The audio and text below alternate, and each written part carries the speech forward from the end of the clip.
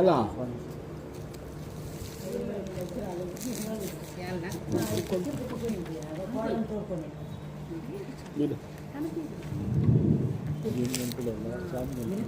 మరి మనము మహాభారతంలో అద్భుతమైనటువంటి ఘట్టం ఇది, జరాసంధుని వధ.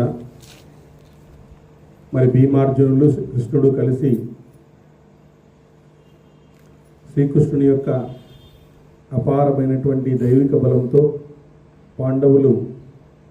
పాండవ మధ్యముడైనటువంటి అర్జునుడు, బలశాలి అయినటువంటి భీమసేనుడు ఇద్దరు కలిసి మనకు జరాసంధుని వాళ్ళు పూర్తిగా వధించడం అనేటువంటి జరిగింది. ఇద్దరు మహారథులే ఒకసారి కూర్చొని యుద్ధం చేయడానికి వీలైంది. శ్రీకృష్ణుడు సమయాన సారథి, ఆ రథం నుంచి మాటిమాటికి చూడముచ్చటైన రథము శత్రువులు ఎవరికి జయింప వీలు కానిది. ఆ విధంగా ఈ రథాన్ని అధిరోహించి 9 సార్లు 90 మంది చొప్పున రాక్షసులు సంహరించినాడు. అటువంటి రథాన్ని పొంది పురుషశ్రేష్ఠులు మిక్కిలి ప్రసన్నులైనారు. ఇద్దరు సోదరులతో రథంపై కూర్చున్న బహుశాలి శ్రీకృష్ణుని చూసి మగధవాసులందరూ కూడా ఆశ్చర్యపోవడం అనేటువంటి జరిగింది. ఆ విధంగా ఆశ్చర్యపోవడం జరిగింది వీళ్ళందరినీ చూసి. ఆ రథం వాయువేగంతో కలిగి దివ్యాస్త్రాలతో కూడి ఉంది. మరి శ్రీకృష్ణుడు ఆసీనుడై మిక్కిలిగా ప్రకాశిస్తున్నాడు ఆ రథం పైన. ఉత్తమ రథంపై దేవనిర్మిత ధ్వజం ఎదురుసాగింది. అది ఆధారం లేకనే తగులుకున్నట్లు మాత్రమే ఉంది. ఇంద్రధనస్సు కాంతితో వెలిగే ఈ రథం చాలా రంగులు కలిగి ధ్వజకాంతి యోజనం దూరం నుంచి గుర్తించేలా ఉందన్నమాట. ఈ విధంగా భీమార్జునులతో కూర్చుని నగరం వెలుపలికి వచ్చేశాడు. జరాసంధుని వధ అయిపోయిందనమాట. ఇంద్రుడి నుంచి రాజైనటువంటి వసువు ఆ రథాన్ని పొందాడు. క్రమంగా అది బృహత్పతుని నుంచి జరాసంధుని చేరింది. యశోమంతుడు, జనార్దనుడు, పుండరీకాక్షుడు గిరిజవాయం నుంచి బయటకు వచ్చి సమాన ప్రదేశంపై నిలబడినారు. అక్కడ బ్రాహ్మణులు మొదలైన నాగరికులు శాస్త్రీయ విధానంతో వాళ్ళని సత్కరించినారు. జరాసంధుని చెప్పడం వల్ల వాళ్ళందరినీ కూడా సత్కరించినారు. వాళ్ళు కారాగారం నుంచి విడించబడిన రాజులందరూ శ్రీకృష్ణునికి స్తోత్రపూర్వకంగా స్తుతించినారు. అందరూ కూడా ఆయన్ని కీర్తించినారు శ్రీకృష్ణుని. మహాభుజ దేవకికి ఆనందపరచగల మీరు ప్రత్యక్ష దైవమే. భీమార్జుల బలం మీ వెంట ఉంది. మీరు చేసే ధర్మరక్షణ వలన నిజంగా మీరందరూ కూడా ధర్మావతారులే. కాబట్టి ధర్మరాజే ధర్మం యొక్క దేవత రూపంలో వాళ్ళు ఆవిర్భవించినారు. ఎందుకంటే దేవతలు మనుషులుగా పుడుతుంటారు, మనుషులు కూడా దేవతలు అవుతారు. అనుకుంటే అందరూ అవుతారు. మనము దయ్యాలనే అనుకుంటాం. ఒక్కోసారి దేవతలుగా అనుకుంటే మనం కూడా దేవతలు అవుతాం. అంటే ఇప్పుడు దేవతలందరూ కూడా మనుషులుగా పుట్టినారు కదా వాళ్ళు. మరి అలాంటప్పుడు మనుషులు దైవం ఎందుకు గారు అవుతారు? సత్కర్మలు చేయడం వల్ల, ధర్మాన్ని పట్టుకోవడం వల్ల, సత్యాన్ని పాటించడం వల్ల ఏదైనా కూడా అవ్వడానికి అవకాశం ఉంది. భగవంతుడు అక్కడేం రిజర్వేషన్లు ఏం కేటాయించలేదు ఎవరికి. వాళ్ళే రావాలని చెప్పేసి ఆత్మ అనేది అందరిలో ఉంది. అందరూ విజ్ఞానాన్ని సాధించుకోండి అని చెప్పినాడు. మీరు ఏ విధంగా సాధించుకున్నా మీరు గొప్పవాళ్ళు అవుతారు అని చెప్పేసి భగవంతుడు చెప్పడం అనేటువంటి జరిగిందనమాట. కాబట్టి ఇక్కడ దుఃఖ పంపకంతో కూడిన ఘోర జరాసంధుడనే మడుగులో మునిగిపోయే రాజుల సమక్షణకు మీరే సమర్థులు. అత్యంత భయంకరమైన పర్వత గుహలో బందీలమైన మేము దుఃఖకాలంతో గడిపినాం. కృష్ణ, మీరు మమ్ము ఈ ఆపద నుంచి విడిపించి ఉజ్వలమైనటువంటి కీర్తిని పొందినారు. 60,000 మందిని విడిపించినాడు. అందరినీ బలి ఇవ్వాలని చెప్పేసి జరాసంధుడు శివునికి బలి ఇవ్వాలని చెప్పేసి వాళ్ళందరినీ కూడా కారాగారంలో బంధించినాడు. మేము మీ పాదాలపై పడ్డాం. మీరు మమ్ము ఆజ్ఞాపించండి, మీకు మేము ఏమైనా సేవ చేస్తాం. ఎంత చేయలేనిది వీలైనా మేమంతా కలిసి పూర్తి చేస్తాం. మీరు ఏమైనా కోరండి, మేము చేయలేనిదైనా మేమందరూ కలిసైనా మీకు చేస్తాం, మీరు ఏదైనా కోరండి అని చెప్పేసి ఆ రాజులందరూ కూడా శ్రీకృష్ణ భగవానికి విన్నవించినారు. గొప్ప మనసుతో శ్రీకృష్ణుడు వారిని ఊరేగించి ధర్మరాజు రాజసూయాగం చేయ సంకల్పించినాడు. ధర్మాన్ని అవలంబించి అతడు చక్రవర్తి కావాలి అనుకున్నాడు. మీరందరూ ఆ యజ్ఞంలో ఆయనకి సహాయపడండి అంటే చాలు. ఆయన రాజసూయాగం చేయాలని అనుకున్నాడు. ఆ రాజసూయాగం చేయాలంటే అనేకమైనటువంటి సహాయ సహకారాలు ఉంటాయి. మరి మీరందరూ కలిసి ఆయనకి సహాయం అనేటువంటి చేయండి, ఆ రాజసూయాగము విజయవంతమవుతుంది, ఆయన చక్రవర్తి అవుతాడు అని చెప్పి ఆ విధంగా కోరుతాడు. అప్పుడు ప్రీతిపాత్రులైన వారందరూ తథాస్తు అని పలికి భగవాన్ని ఆదేశాన్ని శిరసా వహించినారు. ఇంతేకాదు దశార్థ కులదీపకుడు శ్రీకృష్ణునికి రత్నాలను కానుకగా ఇచ్చినారు.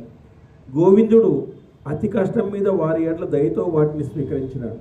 ఆయన కానుకలు స్వీకరించలే, అతి కష్టం మీద వాళ్ళు ఇచ్చినారని ఆయన స్వీకరించినాడు. జరాసంధుని కుమారుడు సహదేవుడి వినయంతో వాసుదేవుని పాదాలపై పడి శరణు వేడినాడు. జరాసంధుని కుమారుడు వచ్చేసి శ్రీకృష్ణుని మీద పడిపోయినాడు, శ్రీకృష్ణుని పాదాల మీద పడిపోయినాడు. సహదేవుడు వినయంతో వాసుదేవుని పాదాల మీద పడినాడు. అతని ఎదుట రత్నాల భారం ఉంది. అతను తీసుకుని సహదేవుడు వినయంతో వాసుదేవుని పాదాలపై పడి శరణు వేడినాడు.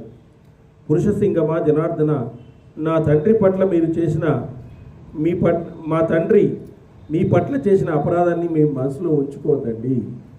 జరాసంధుని కొడుకు చెప్తున్నాడు శ్రీకృష్ణునితో, నా తండ్రి మీ పట్ల చేసిన అపరాధాన్ని మీ మనసులో ఉంచుకోవద్దండి. గోవిందా, నేను శరణు కోరినాను, నాపై దయ చూపండి. నా తండ్రి దహన సంస్కారాలకు మీరు అనుమతిస్తే నేను చేస్తాను అని జరాసంధుని కొడుకు శ్రీకృష్ణ భగవాన్తో చెప్తున్నాడు. మీ నుంచి భీమార్జునుల నుంచి అనుగ్రహం పొంది నిర్బలుడై యథేచ్ఛగా చరిస్తాను అన్నాడు. సహదేవుని విన్నపాన్ని వాసుదేవుడు, మహరథులు, భీమార్జునులు మిక్కిలి ప్రసన్నులైనారు. మిక్కిలి అందరూ కూడా సంతోషపడినారు. ఇట్లాంటి కుమారుడు, రాక్షసునికి ఇట్లాంటి కుమారుడు ఉండడం గ్రేట్. రాక్షసునికి ఇట్లాంటి కుమారుడు ఉన్నాడంటే గ్రేటే కదా. వాడు జరాసంధుని మాదిరి తయారైంటే నీవు నీ తండ్రికి అంత్యేష్టి సంస్కారాన్ని ఆచరించు. శ్రీకృష్ణుని పాండవుల మాటలు విని శీఘ్రంగా నగరంలోకి మంత్రులతో కలిసి దహదేవుడు ప్రవేశించినాడు. చితిని చందపు కర్రలు, అగరవత్తులు, వృద్ధి, వివిధ తైలాలు, నెయ్యి, సుగంధాలతో అలంకరించి దానిపై జరాసంధుని శవాన్ని ఉంచారు. మండిపోయే అతని శరీరంపై అన్ని వైపుల నుంచి పూలు, అక్షతలు చల్లారు. శవ దహనమైన తర్వాత సహదేవుడు తన సోదరులతో కలిసి జలాంజలి సమర్పించినాడు. తండ్రికి శ్రాద్ధకర్మ ఆచరించి శ్రీకృష్ణుని చోటుకు వచ్చాడు.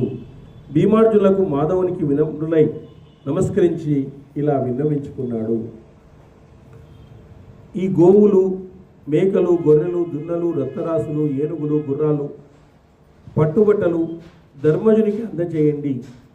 ఇకను మీరు కోరినట్లే నేను చేస్తాను, మీరు ఏం చెప్తే అది చేస్తాను. నేను ఇవన్నీ కానుకలు ధర్మరాజుకి అందచేయండి అని చెప్పేసి చెప్తున్నాడు. భయపీడితుడైన సహదేవునికి శ్రీకృష్ణుని అభయమిచ్చి అతడిచ్చిన గొప్ప రత్నాలన్నింటినీ శ్రీకృష్ణుడు తీసుకున్నాడు. సంతోషంతో శ్రీకృష్ణుడు జరాసంధపుత్రుడైన సహదేవుని పట్టాభిషక్తుని చేశాడు. పట్టాభిషక్తుని కూడా చేసేశాడు. స్నేహితుడుగా మన్నించాడు. భీమార్జునులచే అతను సత్కరించబడినారు. మహాత్ముల ఆజ్ఞను గైకొని తేజస్వి అయిన జరాసంధుని కుమారుడు పట్టాభిషిక్తుడై తన బృహత్ రథంలోకి ప్రవేశించినాడు. పురుషోత్తముడైన శ్రీకృష్ణుడు కానుకలు తీసుకుని రత్నశోభలచే సంపన్నుడై భీమార్జునులతో సహా బయలుదేరినాడు. పాండవులతో కలిసి శ్రీకృష్ణుడు ఇంద్రప్రస్థానికి చేరి ధర్మరాజును ఆనందపరుస్తూ మాట్లాడినాడు. భీమార్జునులు భాగ్య వశముచే క్షేమంగా ఉన్నారు. వీరు పీడలు, గాయాలు లేకుండా తిరిగి ఈ నగరాన్ని చేరారు. యుధిష్ఠిరుడు శ్రీకృష్ణుడు తగినట్లుగా పూజించి సంతసించి వారందరినీ విడివిడిగా కౌగిలించుకున్నాడు. జరాసంధ మరణానంతరం ఇరువురు సోదరులను సాధించిన విజయంతో యుధిష్ఠిరుడు అజాతశత్రువై సోదరులతో కలిసి ఆనందంగా మునిగిపోయినాడు. ఆయనకి అదే కదా కావాల్సింది, రాజసూయాగం చేయాలా, చక్రవర్తి కావాలా అనుకున్నప్పుడు ఈ జరాసంధుని వధ అనేటువంటిది అడ్డం వచ్చింది. ఇది చాలా సులభంగా శ్రీకృష్ణ భగవాన్ యొక్క అనుగ్రహంతో సులభంగా అది నెరవేరింది. ఆ విధంగా నెరవేరడం వలన ఆనందానికి అవధులు లేకుండా పోయింది ధర్మరాజుకు. యుధిష్ఠిరుడు పలికాడు, నీ సహాయం వలన భీమసేనుల బలా పరాక్రమంతో ఉన్మత్తుడైన జరాసంధుని మీరందరూ పడిగొట్టినారు. ఇప్పుడు నిశ్చింతగా యజ్ఞాలలో శ్రేష్టమైన రాజసూయ యాగాన్ని పూర్తి చేస్తాను. నీ బుద్ధిబలంతో అది నాకు సాధ్యమై యాగం చేయడానికి అర్హుడయ్యాను. ఎందుకంటే భగవంతుని యొక్క అనుగ్రహం ఉన్నప్పుడే ఇట్లాంటి గొప్ప ఇవన్నీ కూడా సాధ్యమవుతాయి. అందుకే ధర్మరాజు చూడండి, నీ సహాయం వల్లనే ఇదంతా అయింది అని చెప్పినాడు. నీ సహాయం వల్లనే ఇదంతా అయింది అని చెప్పడం జరిగింది. ఈ యుద్ధంలో భూమండలపై నీ కీర్తి విస్తరించింది. జరాసంధుని వధ వలన నీకు అపరిమితమైనటువంటి సంపదలు దక్కినాయి. ధర్మజుడిలా పలికి దివ్య రథాన్ని శ్రీకృష్ణునికి సమర్పించినాడు. అది తీసుకుని గోవిందుడు మిక్కిలి ప్రసన్నత పొందినాడు. అర్జునుడితో దానిపై కూర్చుండబెట్టుకుని ఆనందాన్ని అనుభవించినాడు. ధర్మరాజుతో సత్కరించబడి ఈ కానుకను గైకొని అంతులేని ఆనందాన్ని పొందారు. అందరూ కూడా ఆనందాన్ని పొందినారు.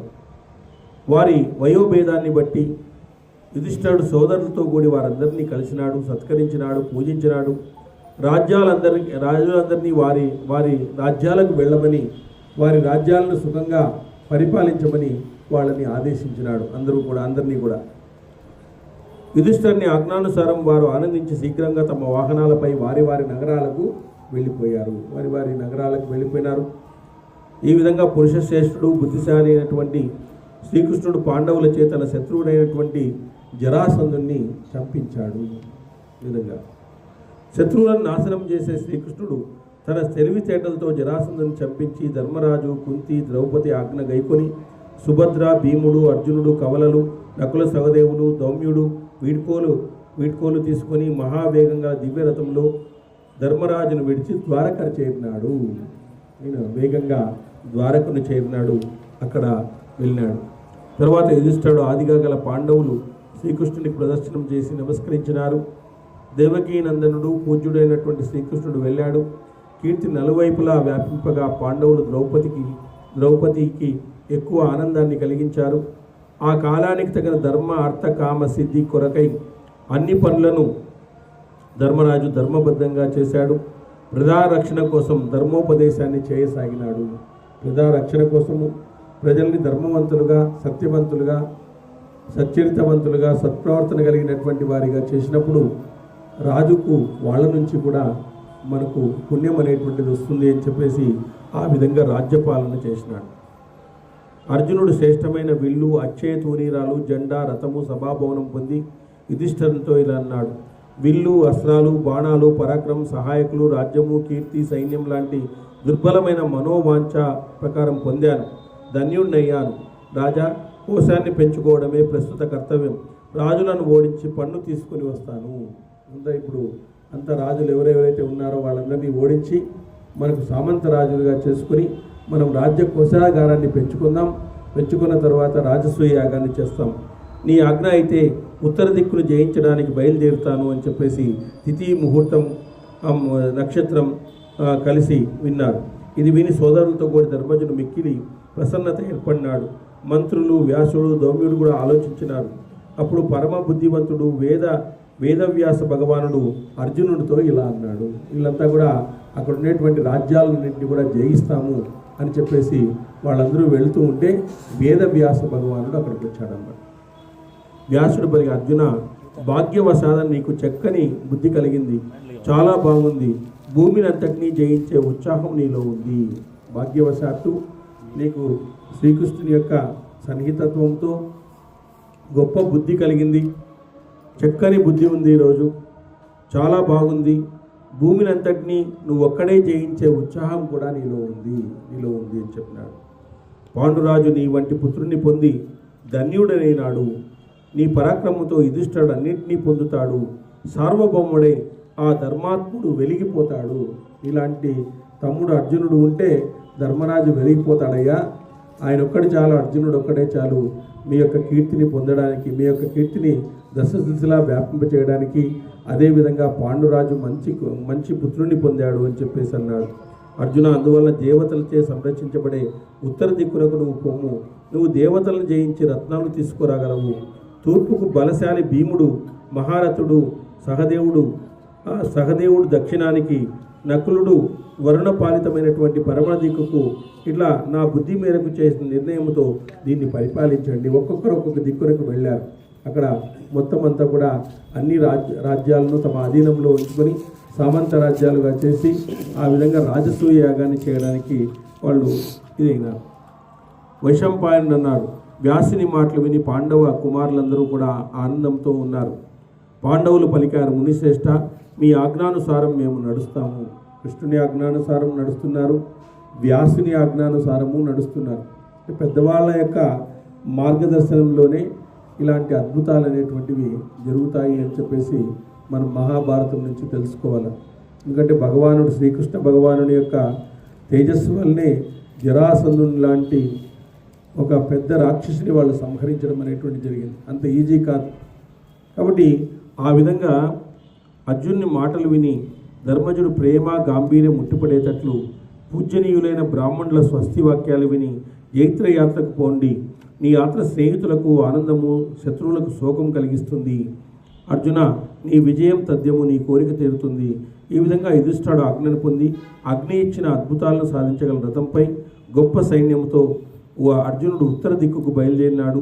భీమసేనుడు తూర్పునకు, కవలలు నకుల సహదేవులు దక్షిణ పడమరలకు సైన్యాలతో బయలుదేరి అందరూ యుధిష్ఠిరునిచే గౌరవించబడ్డారు. ఇంద్రుని ప్రియపుత్రుడు అర్జునుడు ఉత్తర దిక్కున విజయాన్ని సాధించినాడు. భీమసేనుడు తూర్పును, సహదేవుడు దక్షిణాన్ని, నకులుడు పరమణను జయించినారు. ధర్మరాజు ఒక్కడే తన మిత్రులందరితో కలిసి రాజ్యలక్ష్మిని అనుసరిస్తూ కాండవ ప్రస్థాన నివాసము ఉంటున్నాడు. జనమేజయుడు పలికాడు, దిగ్విజయాలు విస్తారంగా చెప్పండి. పూర్వీకుల వృత్తాంతము పూర్తిగా వినినచో నాకు సంతృప్తి పొందలేను. కాబట్టి వైశంపాయనుడు అడిగాడు, కుంతీపుత్రులందరూ ఒకేసారి 4 దిక్కులను జయించారు కదా, ఎట్లా జయించారు వాళ్ళు? ఈ విషయాలన్నింటినీ కూడా నాకు చెప్పండి అని చెప్పేసి జనమేజయుడు వైశంపాయన్ని అడిగాడు. మహాభుజుడైనటువంటి అర్జునుడు పరాక్రమాన్ని ప్రదర్శించకుండానే కులింద దేశ రాజులందరినీ జయించినాడు. వాళ్ళందరూ కూడా వానికి సామంతురాజులు అయిపోయినారు. కులిందులతో సహా అనర్థీయులు, కాలకూటులు జయించి సేనలతో కలిసి రాజమండలాన్ని స్వాధీనం చేసుకున్నారు. శత్రు సంతాపశీలి అర్జునుడు సుమండల దేశముతో స్నేహం చేసి శాకల ద్వీపాన్ని రాజైన ప్రతివింధ్యుణ్ణి జయించినారు. శాకల ద్వీపము మిగిలిన 7 ద్వీపాల రాజులను అర్జునుని సైన్యానికి దొమ్మి యుద్ధం జరిగింది. అర్జునుడు ఆ మహాయోధులందరినీ కూడా వశపరుచుకున్నాడు. వారందరితో కూడి ప్రాగ్నోతిపురంలోని దాడి చేశాడు. ప్రాగ్నోతిపురంలో ఆ సమయాన భగవద్దత్తుడనే మహారాజు మహాత్ముడైన అర్జునునికి అతనితో గొప్ప యుద్ధం జరిగింది. ప్రాగ్నోషాధిపతి అయినటువంటి భగవద్దత్తుడు కిరాతులు, చీనులు, సముద్ర తీరవాసులు చాలామంది యోధులతో కూడి ఉన్నారు. భగవదత్తుడు అర్జునుడితో 8 రోజులు యుద్ధము చేసిన సంగ్రామం నుంచి అలసిపోని అర్జునుడితో నవ్వుతూ పలికినాడంట. వీళ్ళిద్దరికి భగవదత్తుడు అర్జునునికి 8 రోజులు యుద్ధం జరిగిందండి. ఆ 8 రోజులు కూడా ఆయన ఎలా ఉన్నాడు అంటే ఏమాత్రమూ అలసిపోలేదంట భగవద్దత్తుడు అనేటువంటి ఆయన. నువ్వు ఇంద్రుని పుత్రుడవు, సంగ్రామంలో శోభను కూడిన పరాక్రమముడు, నీ యందు ఈ బలము పరాక్రమం తగినవే. నేను దేవతల రాజు ఇంద్రుని స్నేహితుడిని, యుద్ధంలో అతనితో కొంచెం కూడా తక్కువ అయిన వాడిని కాదు. అయినా సంగ్రామంలో నీ ఎదుట నిలవలేని వాడినయ్యాను. నేను కూడా ఇంద్రుని స్నేహితుడినేనయ్యా, నేను కూడా ఇంద్రుని లాంటి వాడిని, కానీ నీ ఎదుట నేను నిలవలేకుండా పోతున్నాను అని అంటున్నాడంట భగవద్దత్తుడు అర్జునునితో. అర్జున, నీ కోరిక తెలుపు, నేను తప్పక ఆచరిస్తాను. నువ్వు చెప్పిన దాన్నే నేను ఆచరిస్తాను అని చెప్పేసి ఆయన కూడా లొంగిపోవడం అనేటువంటి జరిగింది. అర్జునుడు అన్నాడు, ధర్మాత్ముడు, సత్యవాక్కు పరిపాలకుడు, కురుకుల శ్రేష్ఠుడు, యజ్ఞాల్లో గొప్ప దక్షిణ ఇచ్చేవాడైనటువంటి యుధిష్ఠిరుడు రాజసీయ యాగం చేయ సంకల్పించినాడు. అతన్ని చక్రవర్తి చేయాలని అనుకుంటున్నాం. మీరు అతనికి కప్పాలు కట్టండి. మీరు నా తండ్రికి స్నేహితులు, నాపై ప్రేమ గలవారు, కావున మిమ్మల్ని ఆజ్ఞాపించలేను. ప్రేమభావంతో పన్నులు కట్టండి అని ధర్మరాజు భగవద్దత్తునికి చెప్పాడు. అర్జున అప్పుడన్నాడు భగవద్దత్తుడు, అర్జున, నువ్వు ఎలాంటి వాడివో యుధిష్ఠిరుడు కూడా అలాంటి వాడివే. నేను దాన్ని అంతటినీ చేస్తాను. నీ కొరకు ఇంకా ఏమి చేయమంటావు, ఇంకా ఏమి చేయాలయ్యా నాకు చెప్పు అని చెప్తున్నాడు. అప్పుడు అర్జునుడు అతని మాటలు విని ఇలా బతికాడు. మీ మాటలతోనే అంతా చేసినట్లుంది, అనుగ్రహివ్వండి, వెళ్ళి వస్తానన్నాడు. భగవద్దత్తుని జయించి కుంతీపుత్రుడు ధనంజయుడు అనేటువంటి అక్కడి నుంచి కుబేర పాలిత ఉత్తర దిక్కునకు బయలుదేరినాడు. కుబేరుడు ఉండేటువంటి చోటుకు వెళ్ళాడు.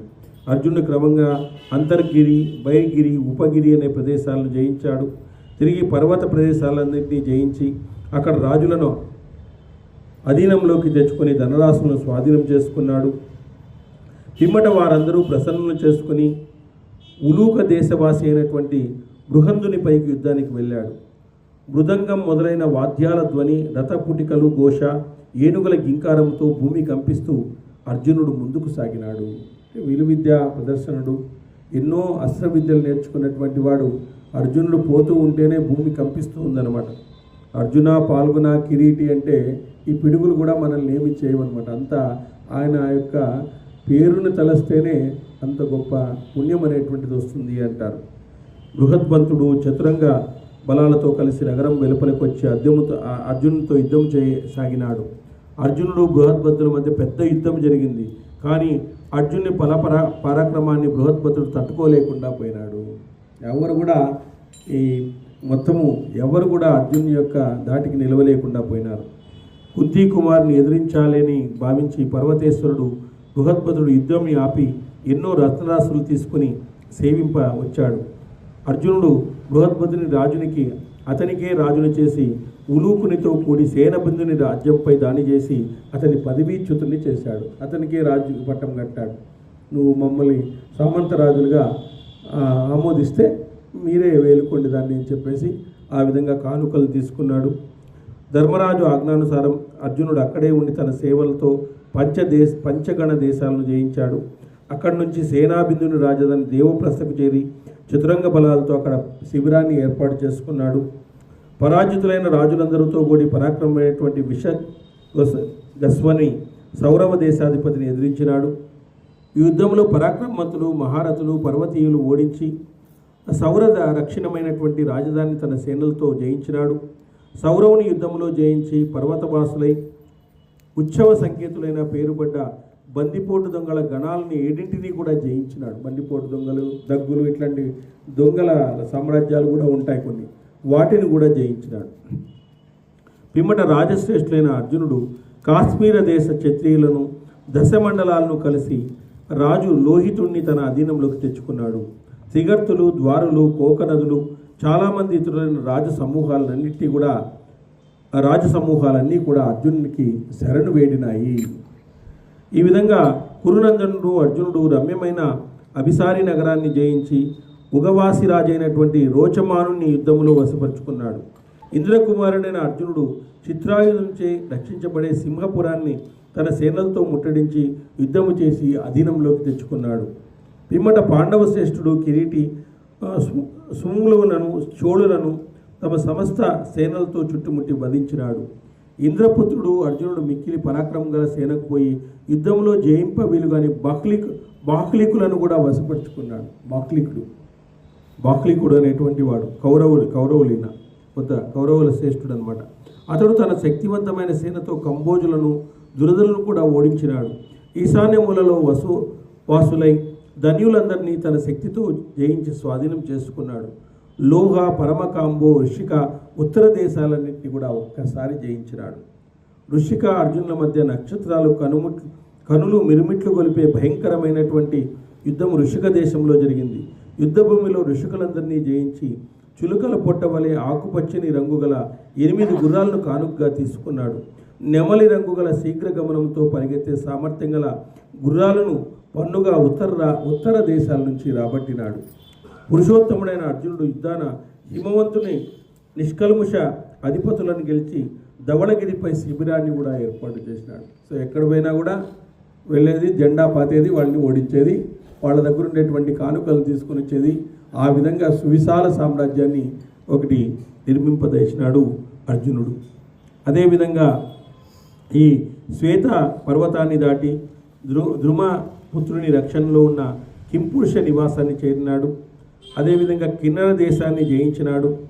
గుహ్యకులకు సామోభయంతో వశపరుచుకొని మానస సరోవరానికి వెళ్ళాడు.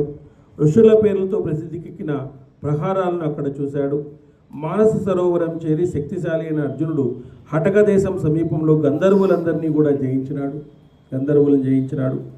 గంధర్వులనే మాండుకాలనే పేర్లు గల గుర్రాల్ని కప్పంగా తీసుకున్నాడు. అదేవిధంగా పురుషులు దేవతల వలె తేజవంతులు, స్త్రీలు, సుందరిమణులు వారినందరినీ చూసి అర్జునుడు మిక్కిలి ప్రసన్నత పొందినాడు. అదేవిధంగా హరివంశ దేశాలను అరివర్చుకొని రత్నాలు పొందినాడు. విశాలమైన నిషాద పర్వతాన్ని, దివ్యమైన వృత్త వర్షాన్ని తేరాడు. జంబూ ద్వీపం మధ్యలో ఉన్నటువంటి భూభాగాన్ని వశపరుచుకున్నాడు. అక్కడ దేవతల వలె కనిపించే దివ్య పురుషులను తిలకరించినాడు. వారి మిక్కిలి సౌభాగ్యంతో కూడిన వారు. అర్జునుడు ఇదివరకెన్నడూ అట్టి వారిని చూడలేదు. అక్కడ గొప్ప గొప్ప దివ్య పురుషులందరినీ కూడా సందర్శించినాడు. అక్కడ భవనాలు చాలా శుభ్రంగా ఉన్నాయి. స్త్రీలు అప్సరసల వలె ఉన్నారు. అందగత్తెలైనటువంటి స్త్రీలను, అందం గల పురుషులను చూశాడు. వారి దృష్టి కూడా అర్జునునిపై పడింది. వారి దృష్టి అంతా కూడా అర్జునుని మీద పడింది. ఈ అందమైనటువంటి అర్జునుని మీద కూడా పడింది అనమాట. వారందరూ యుద్ధంలో జయించి పన్ను కట్టే వారిగా చేశారు. వస్త్రాలను, రత్నాలను, ఆభరణాలను వారి నుంచి కానుకగా పొందాడు. ఆ విధంగా ప్రసన్నుడుగా ఉత్తర దిక్కున సాగిపోతున్నాడు. ముందుకు సాగి పర్వత నాయకుడు గిరిశ్రేష్ఠుడు మేరు పర్వతాన్ని చూశాడు. అది బంగారుమయం, 4 రంగులతో ప్రకాశిస్తూ ఉంది. ఉత్తర పర్వతం తేజపుంజంలా ఉంది. సూర్యుని తేజస్సుతో కూడి తన బంగారు శిఖరాల కాంతితో తిరస్కరిస్తూ ఉంది. సువర్ణ దివ్య పర్వతము దేవతలకు, గంధర్వులకు నివాస భూమి అయి ఉంది. సిద్ధచారణులు ఎప్పుడూ అక్కడ నివసిస్తారు. ఆ పర్వతంపై ఫలపుష్ప సమృద్ధి ఎల్లవేళలా ఉంటుంది. దాని ఎత్తుని ఎవరూ కొలవలేరంట. మేరు పర్వతం. అధర్మంతో జీవించేవాడు అక్కడికి చేరలేరు. ఎవరైతే అధర్మంతో జీవించే వాళ్ళు కొన్ని ప్రాంతాలకే చేరలేరు. వాళ్ళు మనము చూడలేని ప్రాంతాలు కూడా మేరు పర్వతానికే చేరలేరు. వైతరణి నదికి కూడా వాళ్ళు చేరలేరు అనమాట. అంటే అధర్మంతో జీవించేటువంటి వాళ్ళకి మనము ఈ సకల సరాచర జగత్తు ఏముందో కూడా మనకు తెలియదు అనమాట. ఆ విధమైనటువంటి శిక్ష ఉంది అధర్మానికి. అంత శిక్ష అనేటువంటిది ఉందన్నమాట. చూడండి, మహాభయంకర సర్పాలు అక్కడ సంచరిస్తాయి. దివ్యౌషధులతో ఆ పర్వతం ప్రకాశిస్తూ ఉంటుంది.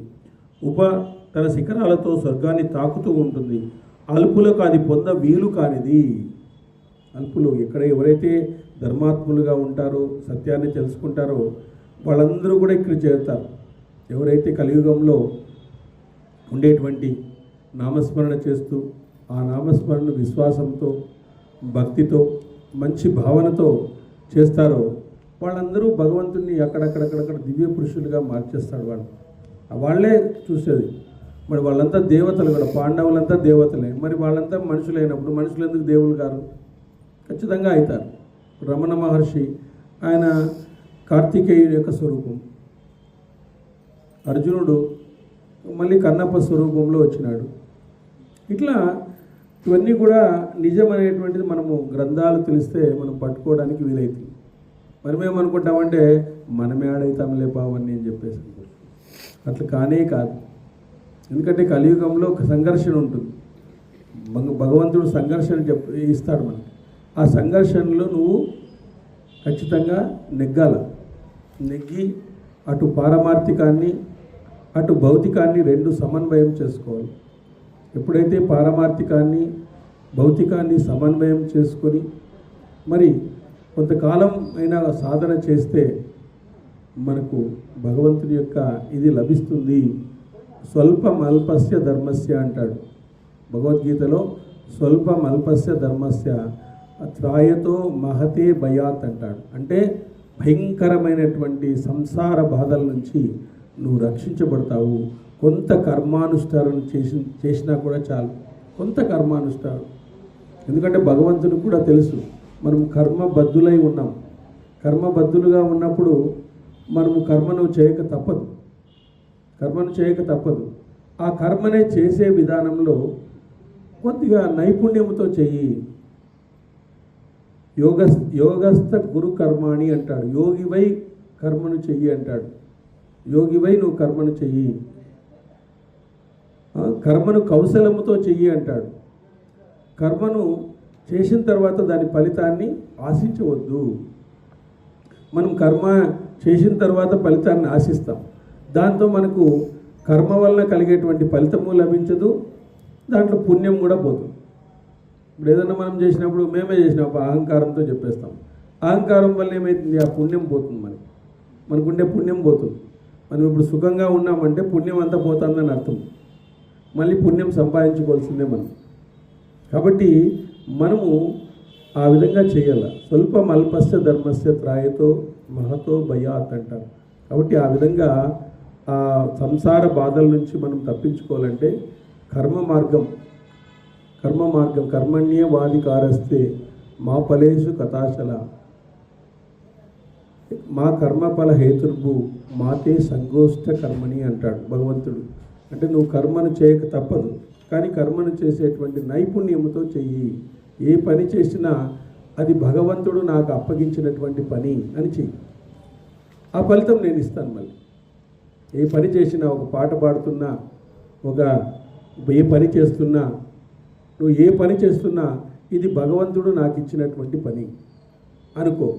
ఎవరో ఆ హెడ్ ఇచ్చినాడప్ప నాకు ఆ పని, ఆ సెక్రటరీ చెప్పినాడు, ఈయన చెప్పినాడని చేయొద్దు. నీకు నువ్వే బాస్.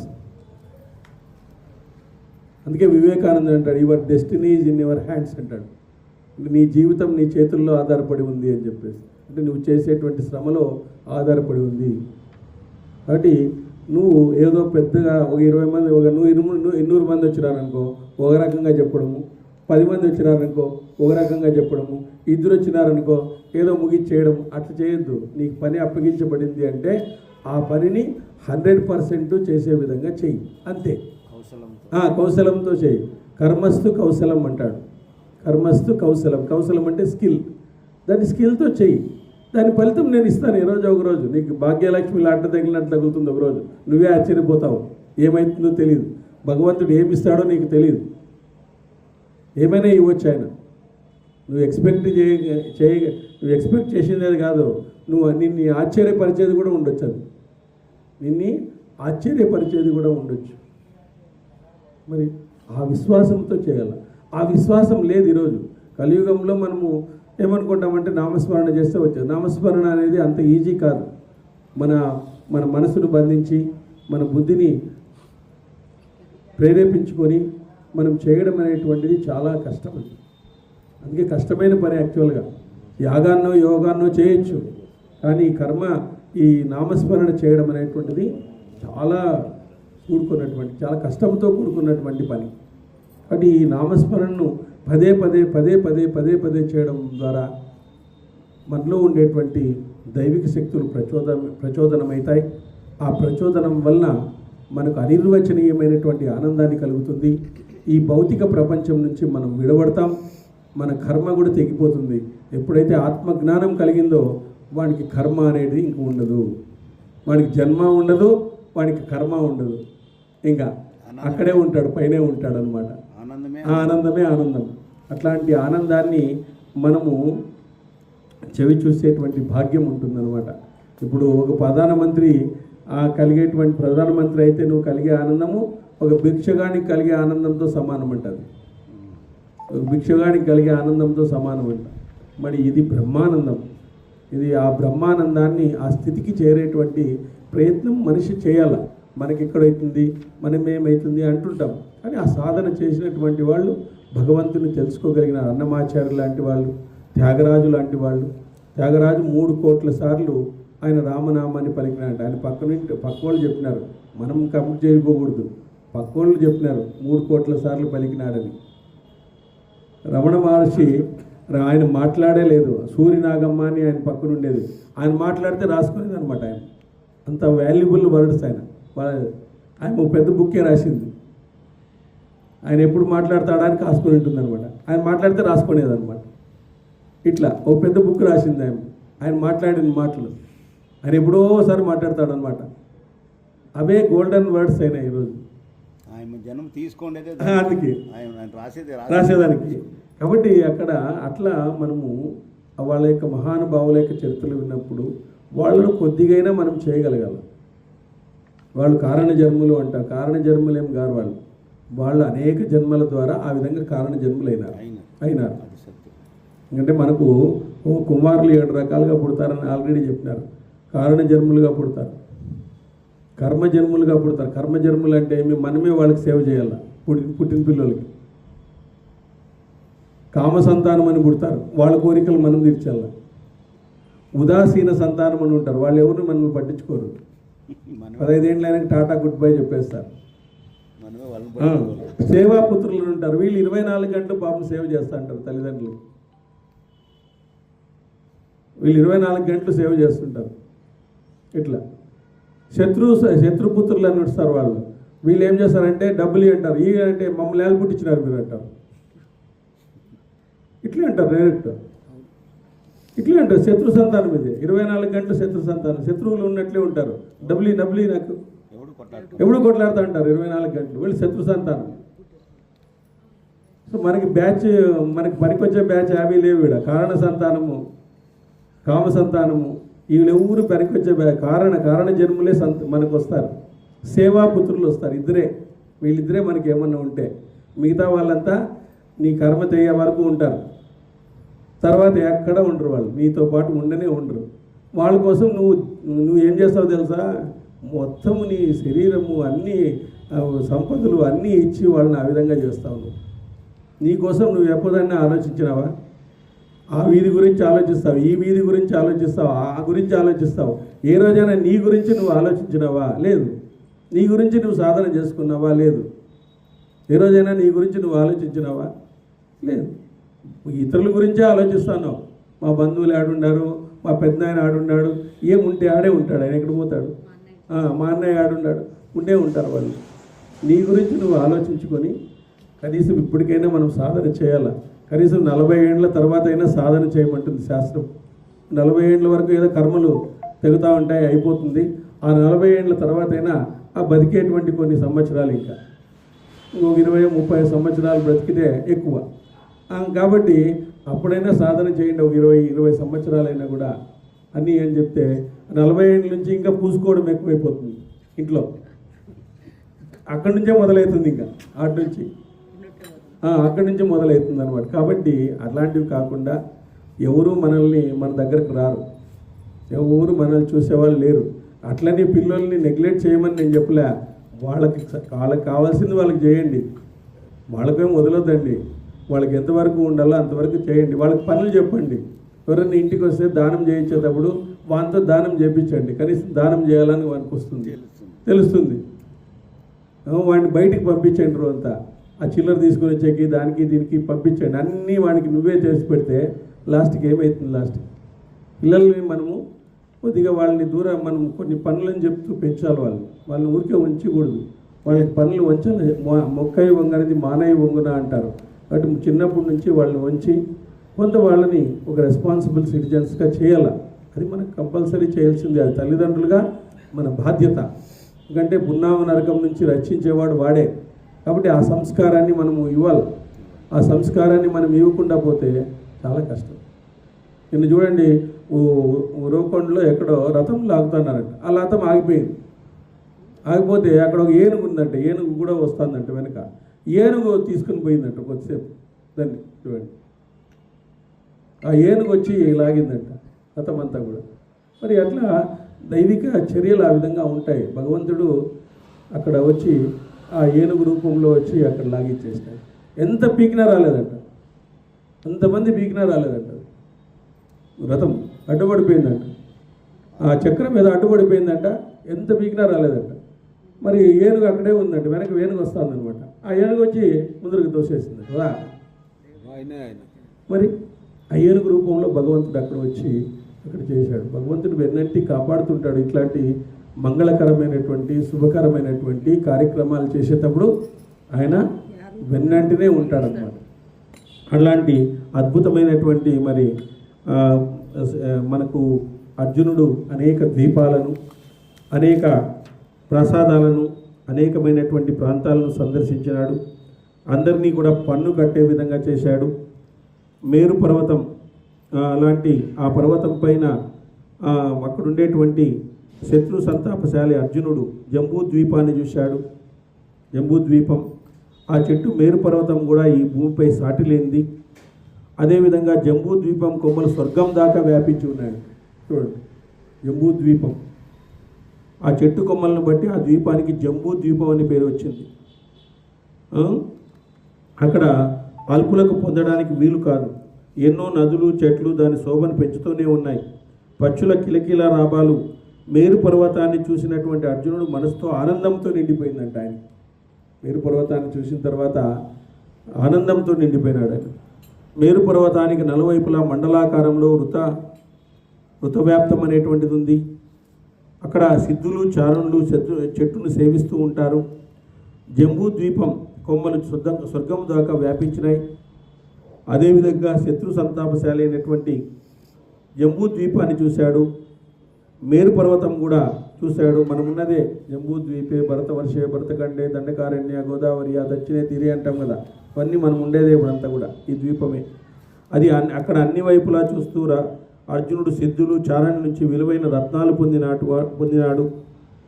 పర్వతోత్తముడైనటువంటి మేరువుకు ప్రదక్షిణ కావించినాడు. జంబూ ద్వీపానికి చేరినాడు. నదీ శోభను తిలకించినాడు. దివ్య నదీ జలంతో జంబూ ద్వీపాలు స్వాద్వయోగమైన ఫలాలను ఇస్తున్నాయి. ఆ చెట్టు కొమ్మలపై బంగారు బంగారు రంగు పక్షులు వివరిస్తున్నాయంట. చూడండి, అది బంగారు రంగు నీళ్లతో ప్రకాశిస్తూ ఉంది. ఇసుక తిన్నెలు, బురద, ఇసుక అన్ని బంగారు రంగులో ప్రకాశిస్తున్నాయి. అక్కడ బంగారు పుష్పాలతో, పద్మాలతో వ్యాపించి ఉంది. ఒక్కొక్క చోట బంగారు కలువలు వికసించి ఉన్నాయంట. ఆ నదీ తీరం సుందర పుష్పాలతో కూడి బంగారు రంగు చెట్లతో అంతా వ్యాపించి ఉందంట. బంగారు మెట్లతో, రేవులతో నిండి ఉంది. అక్కడ ప్రకాశించే బంగారు మంటపాలు ఉన్నాయంట. ఇది వరకు చూడని ఆ నదిని చూసి, అక్కడ ఒక నది ఉందంట, ఆ నదిని చూసి అర్జునుడు ప్రశంసించలేకుండా పోయినాడంట. ఆయన ఎక్కడ చూడలేదు, ఈ దండయాత్రలు అన్నీ చూస్తున్నాడు. నదీ తీరంలో సుందరులైన పురుషులు, అప్సరసులు వంటి స్త్రీలు వివరించడం గమనించారు. వారి సౌందర్యం చూడయోగ్యంగా ఉంది. అందరి మనసు మోహాన్ని కల్పిస్తూ ఉంది. జంబూ నది జలాలే వారికి ఆహారం. వారి నిత్యము ఆనందంతో, సుఖంతో మునిగిపోతున్నారు. చాలా రకాలైనటువంటి బంగారు ఆభరణాలు ధరించినారు. ఆభరణాలు దుర్లభులైన వస్తువులను గ్రహించి పశ్చిమంగా బయలుదేరినాడు. ఆ చెట్టు నుంచి నాగులు రక్షించే ప్రదేశాన్ని జయించినాడు. గంధమాద పర్వతాన్ని చేరినాడు. మన ఆంజనేయ స్వామి ఉండేది గంధమాధవ పర్వతం. అక్కడ గంధమాధవ పర్వతాన్ని దాటి అక్కడ వారందరినీ గెలిచినాడు. గంధమాదాన్ని దాటి రక్త సంబలతో చులుచూగే కేలమాల వర్షాన్ని చేరినాడు. కేలమాల వర్షాన్ని జయించి కప్పం కట్టే విధంగా చేసుకున్నాడు. శత్రుదమనైన అర్జునుడు తూర్పు దిక్కుగా బయలుదేరి మేరు పర్వతాలకు మధ్యలో ఉన్న శైలోద నది ఒడ్డున వెదుర్లు, వేణునామకులైన చెట్ల నీడలో విశ్రాంతి తీసుకున్నాడు. వృష, సజ్జోత, ప్రకృత, దీర్ఘవేణిక, పసుక, పులింద, తంగణ, పరతంగణ జాతులను ఓడించినాడు. వారి నుంచి కప్పాలు తీసుకున్నాడు, రత్నాలన్నింటినీ కూడా. ఈ దేశాల్లో దేవతల్లా సుందరులై సుఖాన్ని అనుభవించే పురుషులు నివసిస్తున్నారు. వారందరినీ అదుపులోకి తెచ్చుకున్నాడు. జయశాలి శ్రీకృష్ణుడి నీల పర్వతాన్ని దాటి స్త్రీ పురుషులు నిండిన రమ్యక వర్షంలో ప్రవేశించినాడు. ఆ దేశాన్ని కలిసినాడు. అవి చూడడానికి చాలా అందంగా ఉన్నాయి ఆ దేశాలన్నీ కూడా. బలవంతుడైన అర్జునుడు చాలా రత్నాలను గ్రహించినాడు. వారందరినీ తన అధీనంలోకి తెచ్చుకున్నాడు. అదేవిధంగా హిరణ్యకమ అనేటువంటి వర్షాన్ని చేరినాడు. అక్కడ చేరి సుందరవర్ణ ఈయన టూరు ప్లస్ యుద్ధం రెండు టూర్ చేస్తున్నాడు, యుద్ధాలు చేస్తున్నాడు. మంచి ప్రాంతాల్లో అక్కడ ఉండేటువంటి స్థితిగతులు, జీవన విధానాలు, వాళ్ళ యొక్క అందచందాలు, వాళ్ళు ధరించేటువంటి వస్త్రాలు అన్నీ చూస్తున్నాడు. మళ్ళీ వాళ్ళని సంహరిస్తున్నాడు. వాళ్ళని మళ్ళీ తన దారికి తెచ్చుకుంటున్నాడు. ఇట్లా ఏం భాగ్యం చూడండి, టూర్ చేస్తూనే రాజ్యాలను పొందుతున్నాడు. గొప్ప బలం, అందం గల హిరణ్యవర్ష రాజమార్గాల్లో నడుస్తూ ఉంటే అక్కడ మేడలపై నిలబడిన సుందర స్త్రీలు అర్జున్ని ఆసక్తితో చూస్తున్నారంట. అందరూ ఎవరయ్యా ఇట్లున్నాడు. అర్జునుడు తన కీర్తిని పెంచేవాడు. అతను సూర్యుడు వీరుడు సేవకులతో కూడినవాడు, కీర్తిగల వాడు, రథంపై తిరిగేవాడు. అతని శరీరంపై కవచము, తల మీద కిరీటం ప్రకాశిస్తున్నాయి. అతడు యుద్ధ సామాగ్రి సిద్ధమై ఎల్లప్పుడూ ఉండేవాడు.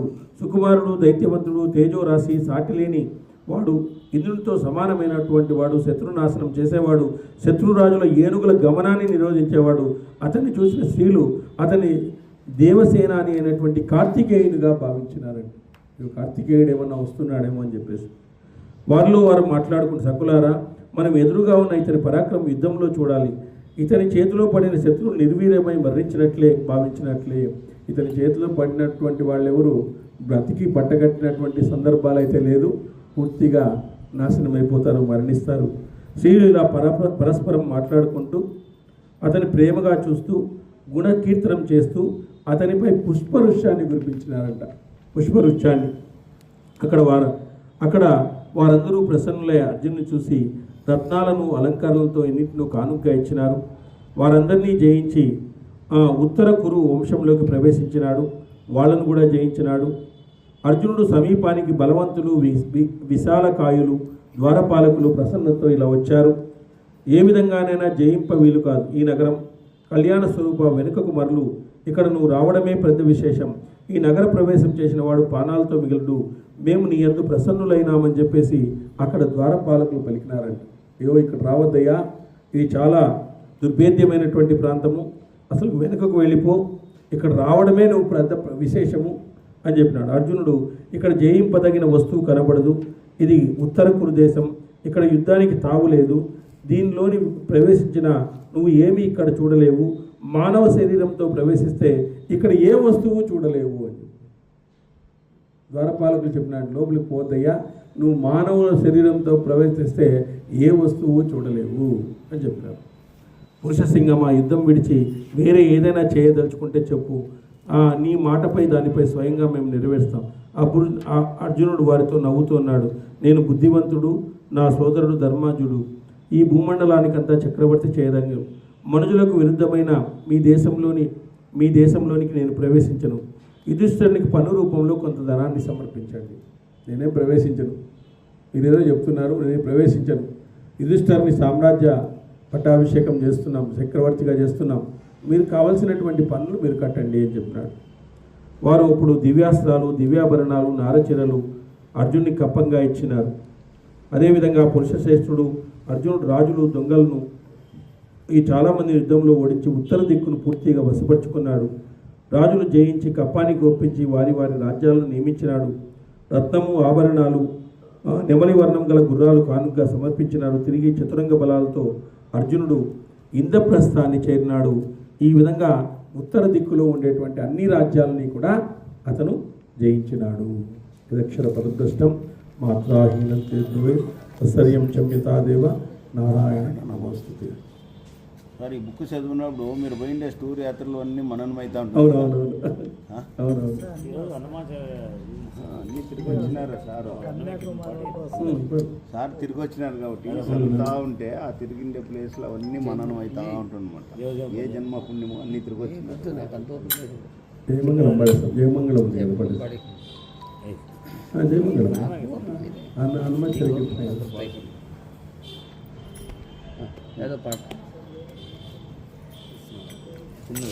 వేడుకుందామా అట్లే ఉండి అట్లా వాడతారు.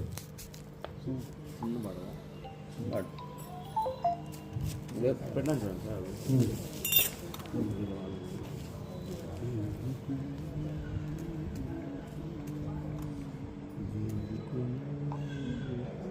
అది కొంచెం లిస్ట్ పెట్టాము, దీన్ని తాళబాగులు యాడ్ చేస్తాను. అందరూ పేరు, ఫోన్ నెంబర్ పెట్టేసి తాళబాగ్ గ్రూప్లో యాడ్ చేసి చాలు, వేరే గ్రూప్ అవసరం పెట్టాను.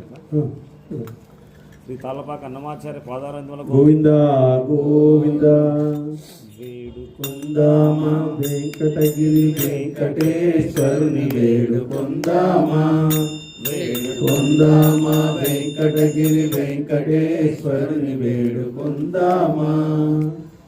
ఆమటి ప్రక్కుల వాడే ఆది దేవుడే ఆమది మొక్కుల వాడే ఆది దేవుడే, వాడుతో మని పల్యాల వాడే దురిత దూరుడే, వాడుతో మరి పల్యాల వాడే దురిత దూరుడే.